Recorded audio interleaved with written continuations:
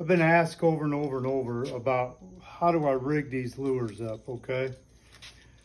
This is a whisker seeker chub, all right? And what I've got is I've got a really nice snap swivel. You know, don't skimp on a snap swivel. You want one that really hooks around really good on the shaft. It's got a good ball bearing in here. From there, I'll come up. Once I tie the snap swivel on, I'll come up about 16, 18 inches, tie on a barrel swivel, okay? I personally use a 3/4 ounce egg sinker. As you can see, I'll peg it with a toothpick, kind of keep it from sliding so much up and down the line. And then I use what they call planer bobbers. Unfortunately, can't seem to get these anymore.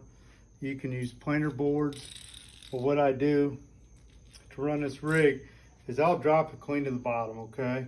Once I see that it's slack, I'll feed out a few more feet, and then I'll just take and peg that in there. So now it's gonna face me, and then when a fish hits it, and I set the hook, it'll pop out, slide right down, just like a planer board would. But the biggest reason for this video is this right here, this setup. This is a chub. Man, you can really hear that thing rattle. So what's happening is that sinker's dragging across the bottom, and it's catching on stuff. And as soon as it loads up on the fishing pole, it'll release. So when it releases, this thing's making all kinds of noise under the water. On this hook, beautiful thing about these hooks are, you know, if the hook's too big, Whisker Seeker set it up where it's a quick change out. You can go to a smaller hook, bigger hook, but on here in the state of Indiana, I can go out, I can legally catch crappies using a fishing pole, and I'll cut them up into chunks, and I'll put a crappie on there. Or I'll use my throw net, catch some shad, use shad, I'll put shrimp on there. But come on over here. Here's some other lures, okay? This is called the Whisker Seeker Stinger, okay? Easy for me to say. But it's got the quick disconnect for the hook, so you can change the hook size out. Well, what I do with this rig right here, it's a float. It's got a little rattle to it.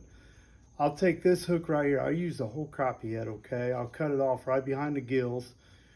I'll put this clean through the eye of the fish head, and then I'll take this and stick it back through the back part of the fish head where the pectoral fins are, okay? This rig right here catches a ton of big fish using that head. Here's another chub. The chub, you know, that's called the Fire Tiger.